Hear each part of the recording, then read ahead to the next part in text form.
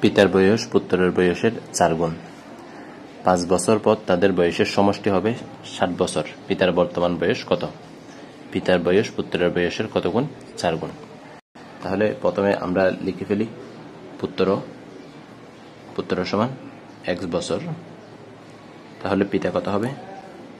পিতার বয়স পিতা সমান 4x বছর, অর্থাৎ পুত্রের 4 গুণ। এরপর 5 বছর পর তাদের বয়সের সমষ্টি হবে 60 বছর। প্রথমে আমরা 5 বছর পর বয়স নির্ণয় করি। 5 বছর পর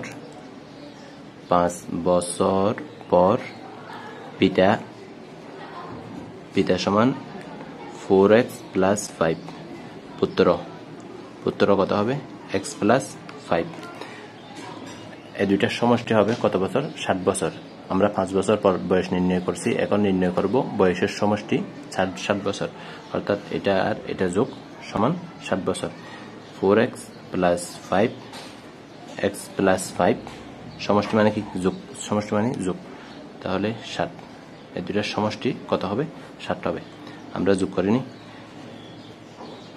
5x যোগ 10 60, তাহলে 5x is equal to 60 minus 10।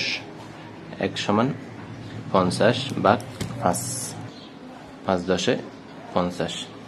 আমাদেরকে নির্ণয় করতে হবে পিতার বয়স। কার বয়স নির্ণয় করতে হবে? পিতার বয়স নির্ণয় করতে হবে। এটা যেটা পেয়েছি x, এটা হচ্ছে পুত্রের বয়স। তাহলে পিতা হবে 4 গুণ 10, এই যে 4 10 40 বছর।